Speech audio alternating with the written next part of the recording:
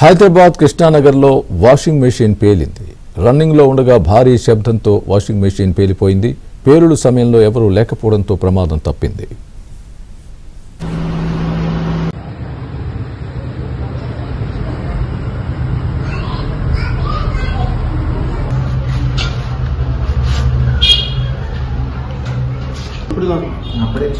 ఇప్పుడు 2 days back morning నాకు చేసిన ఇష్టం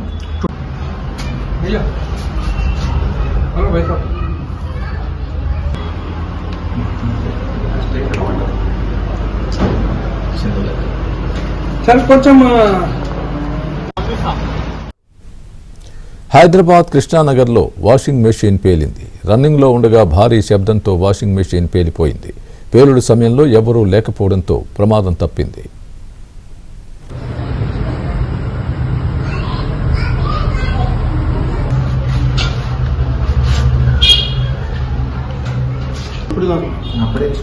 ఇప్పుడు 2 days బ్యాక్ మార్నింగ్ నాకు చేసిన ఇష్టం. హైదరాబాద్ కృష్ణానగర్లో వాషింగ్ మెషిన్ పేలింది. ఇదే విషయానికి సంబంధించి పూర్తి అప్డేట్ మా ప్రతినిధి ప్రవీణ్ చెప్తారు. శశి చెప్తారు. శశి చెప్పండి, అసలు వాషింగ్ మెషిన్ పేలడం అనేది మనం ఇంతవరకు విన్నట్టుగా దాఖలాలు లేవు. మీ దగ్గర ఉన్న పూర్తి అప్డేట్ ఏంటి? ఇది వాషింగ్ మెషిన్ పేలడానికి కారణాలు ఏం కనిపిస్తున్నాయి? పూర్తి అప్డేట్ ఇవ్వండి. కృష్ణానగర్ లో ఈ వాషింగ్ మిషన్ పేలుడుకు సంబంధించినటువంటి ఘటన చోటు చేసుకుంది. మదనగర్ పోలీస్ స్టేషన్ పరిధిలోకి ఈ ఘటన వస్తూ ఉంది. ప్రధానంగా ఇంట్లో ఉన్నటువంటి బట్టలు ఉతకడానికి వాషింగ్ మిషన్ లో బట్టలు వేసి అనంతరం ఆన్ చేసి ఉంచగా ఒక్కసారిగా కూడా భారీ శబ్దంతో ఈ వాషింగ్ మిషన్ పేలినట్టుగా తెలుస్తుంది. ఈ వాషింగ్ మిషన్ రన్నింగ్ లో ఉండేటటువంటి సమయంలోనే భారీ శబ్దంతో పేలడంతో ఇంట్లో ఉండే వారంతా కూడా భయాందోళనయ్యారు. సో పేలుడు దాటికి వాషింగ్ మిషన్ ముక్కలుగా మారినటువంటి సందర్భం, ఎక్కడా కూడా నామరూపాలు లేకుండా పూర్తి స్థాయిలో ముక్కలుగా వాషింగ్ మిషన్ మారిపోయిందంటూ కూడా కుటుంబ సభ్యులు చెప్తూ ఉన్నారు. మరోవైపు ఆ పేలుడు దాటికి ఇంట్లో ఉన్నటువంటి వస్తువులు సైతం దెబ్బతిన్నాయి. ఆ తర్వాత వాషింగ్ మిషన్ కి సమీపాన ఉండేటటువంటి ఫ్రిడ్జ్ కూడా పూర్తి స్థాయిలో దెబ్బతిందంటూ కూడా కుటుంబ సభ్యులు చెప్తూ ఉన్నారు. అయితే వాషింగ్ మిషన్ ఆన్ లో ఉండగా ఈ భారీ శబ్దంతో మిషన్ పేలడంతో స్థానికంగా అంటే ఆ వాషింగ్ మిషన్ నియర్ బై ఎవరు లేకపోవడంతో పెను ప్రమాదం తప్పిందంటూ కూడా చెప్పుకోవచ్చు. ఎందుకంటే వాషింగ్ మిషన్ ఆన్ చేసి వారంతా కూడా బయట ఉండడంతోనే ఈ ప్రమాదం చోటు చేసుకున్నట్టుగా తెలుస్తుంది. ఒకవేళ వాషింగ్ మిషన్ కి దగ్గరలో ఉంటే మాత్రం నష్టం భారీగా ఉండేది. తర్వాత తీవ్రమైనటువంటి గాయాలయ్యే అవకాశం ఉండడంతో పాటు ప్రాణాపాయం కూడా ఉండేదంటూ కూడా ఇప్పటికే స్థానికంగా ఉండేవారు చెప్తున్నారు. సో మొత్తానికి పేలుడు ప్రభావానికి ఇంట్లో ఉండేటటువంటి వస్తువులన్నీ కూడా దెబ్బతిన్నాయి. మరోవైపు చెల్లాచెదురుగా పడిపోయి ఉన్నాయి. సో ప్రమాదానికి గల కారణాల మీద ఇటు మదనగర్ పోలీసులు ఆరా తీస్తూ ఉన్నారు. ఘటనా స్థలికి చేరుకున్నారు. ఇంట్లో ఉండేటటువంటి వారి నుంచి ఈ వివరాలు సేకరిస్తూ ఉన్నారు. Swami right Sashi, thanks for the update.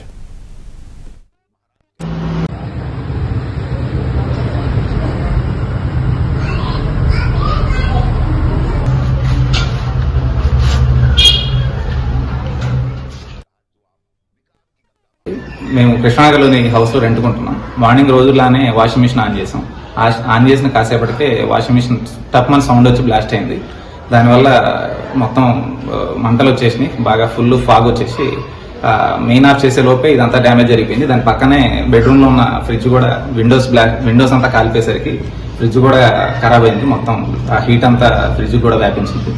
ఇట్లా జరిగేసరికి మొత్తం ఫైర్ డిపార్ట్మెంట్ కాల్ చేసిన కాసేపటికి వచ్చేటప్పటికే అప్పటికే జరగాల్సిన నష్టం మొత్తం జరిగిపోయింది.